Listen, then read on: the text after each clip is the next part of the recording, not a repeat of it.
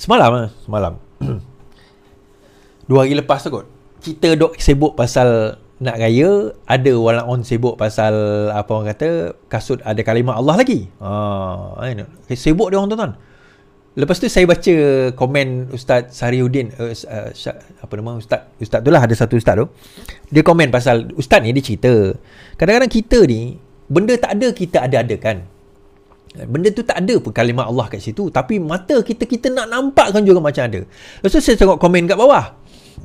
Sebelum tu saya tengok komen ada seorang ni, dia kata saya ni adalah pemenang dia macam memang penulis khat lah. Dia kata saya penulis khat yang menang pertandingan, saya tak nampak pun yang tulisan itu sebagai kalimah Allah, dia kata. Kemudian ada seorang tu, saya pun penulis khat, saya nampak itu adalah kalimah Allah. CP nampak. Kalau dia boleh masuk live, saya nak tanya, kat mana ada alif kat situ? Kat mana ada lamnya kat situ? Lam yang saya nampak sin adalah tuan-tuan, macam W terbalik. W terbalik ni walaun. Boleh tak kita buat hashtag tuan-tuan? Walaun. Hashtag walaun W. Hashtag walaun, boleh tak? Kan? Okay. So hari ini ada seorang pakar khat yang betul-betul pakar komen. Logo kasut tidak menyamai kalimah Allah dari aspek seni khat. Pakar. Logo pada tapak kasut keluaran jenama Vern yang didakwa seakan-akan kalimah Allah tidak menyamai kalimah suci itu dalam aspek penulisan khat. Tegas pakar tulisan khat Profesor Madya Dr. Azlin Hamidun. Beliau juga pensyarah bidang budaya seni visual, penghususan seni Islam dan seni khat dari UiTM berkata, ini kerana logo berkenaan mempunyai lebih garisan yang merosakkan penulisan kalimah Allah. Yang ini saya kata semalam, nampak tak? Ini. Mana ada alif ni macam lam. Macam J. Kan? J ni dia tak jadi alif, dia jadi sin. Dari sudut pendapat penulis atau pakar khat, dari logo berkenaan dilihat tidak menepati sebarang kaedah penulisan khat yang diterima secara tradisi dan reka bentuknya adalah dalam kategori khat bebas. Kemungkinan ia tidak disengajakan dari aspek reka bentuk kasut tumit tanda berkenaan. Kata beliau yang merupakan timbalan yang dipertua Persatuan Seni Khat Kebangsaan. Sebelum ini tulas satu video berdurasi 3 minit. Nur Azlin berkata kekeliruan berlaku apabila bentuk logo itu hanya melakar 2 outline badan kasut tumit tinggi dan loop atau garisan bulatan yang mewakili tali kasut seperti dinyatakan. Bentuk putaran tali pada logo kelihatan kalimah Allah yang lengkap terutamanya dalam bentuk garisan seakan-akan huruf Jawi H pada hujung putaran. Itu adalah bentuk tambahan yang menjadikan titik punca masalah bentuk kalimah Allah.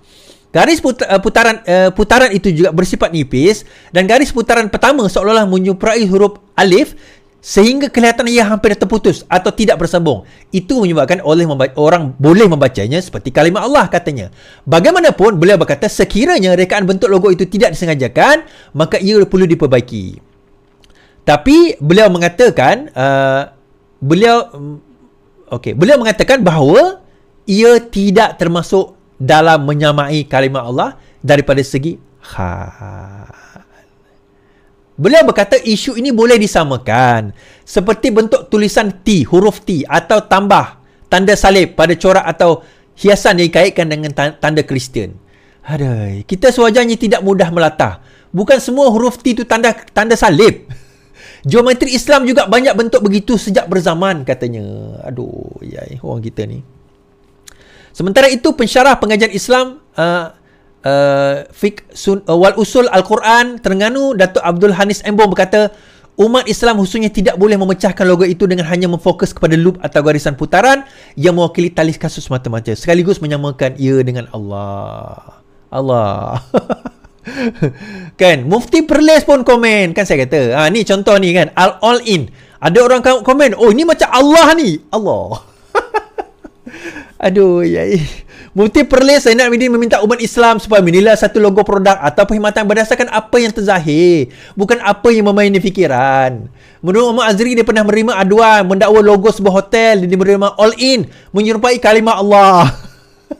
Dia pernah list ada hotel dinamakan all in. Maka ada yang tak puas hati, konon nampak macam tulisan Allah. Saya bertanya, dia tulis apa? All in. Jadi apa masalahnya? Jawab mereka, Nampak macam tulisan Allah. Saya kata, dia tak tulis Allah. Hampa yang nampak macam Allah. Huruf pun jelas, all in, bukan Allah, katanya. Allah, tuan-tuan. Kita ingatkan tahun 2024 ni kan, dengan zaman internet, zaman TikTok, Facebook, kita ni dah jadi masyarakat dan umat yang bijak. Kita ni dah jadi masyarakat dan umat yang bijak. Rupanya kita ni tak jadi umat yang bijak, tuan-tuan. MOF, Kerajaan Pusat sudah bayar hampir 1 bilion ringgit wang ehsan pada Kelantan dan Terengganu bulan April ni, tuan-tuan. Baru bulan 4 sudah hampir 1 bilion. Walaupun federal sebenarnya tak perlu pun bayar pada Kelantan dan Terengganu. Ini bukan saya cakap, ini bukan Anwar Ibrahim cakap, ini Kerajaan Perikatan Nasional yang cakap. Pada tahun 2021, Menteri Keuangan Perikatan Nasional pada waktu itu mengatakan bahawa Kelantan dan Terengganu tidak layak mendapat royalti. Walaupun tidak layak mendapat royalti, Kerajaan Pusat melalui Datuk Seri Anwar Ibrahim tetap membayar wang ehsan hampir 1 bilion kepada Kelantan dan Terengganu, walaupun Kelantan dan Terengganu tidak layak pun mendapat minyak royalti ataupun bayaran royalti atau wang ehsan. Tak layak langsung. Kerajaan Persekutuan telah menyalurkan hampir 1 bilion wang ehsan kepada Kerajaan Kelantan dan Terengganu tahun lepas. Oh, itu tahun lepas. Minta maaf. Dalam kenyataan Kementerian itu berkata jumlah meliputi 786 juta untuk Terengganu, 200 juta untuk Kelantan. Tahun ini dijangka 1.1 bilion untuk Terengganu. Jangkaan 1.1 bilion. Saya tersilap baca. Yang ni tahun lepas. Tetapi tahun lepas sahaja hampir 1 bilion. Walaupun untuk bagi hasil petroleum di luar pantai kedua-dua negeri itu. Kementerian itu berkata Kerajaan Persekutuan juga membayar wang ehsan sejumlah 172.3 juta kepada Terengganu dan 58.6 juta kepada Kelantan bagi membiayai komitmen emolumen kerajaan negeri di samping bayaran 100 juta untuk obligasi Kerajaan Terengganu kepada kontraktornya. Sebagai baki wang ehsan akan tetap digunakan untuk negeri Terengganu dan Kelantan melalui projek atau program cakna rakyat seperti program basmi kemiskinan dan program infrastruktur demi kesejahteraan rakyat negeri tersebut. Kenyataan ini dibuat setelah beberapa kali wakil rakyat mendakwa belum menerima royalti. Bulan lalu, Sinar Harian memetik Menteri Besar Samsuri berkata Kerajaan Persekutuan berhutang 600 juta royalti minyak menyebabkan beberapa pembangunan negeri itu tergendala. Lidah rasmi PAS hari ini memetik kenyataan Adun Bandar Ahmad Shah melahirkan rasa kecewa apabila royalti petroleum Terengganu tidak diberi mengikut jadual yang ditetapkan.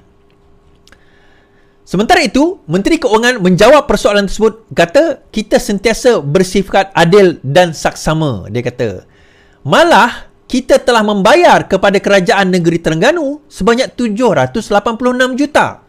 Bukan 600 juta yang dikatakan tidak dibayar. Sudah pun dibayar 786 juta. So, siapa tipu, tuan-tuan? Menteri Besar Terengganu ke MOF yang tipu?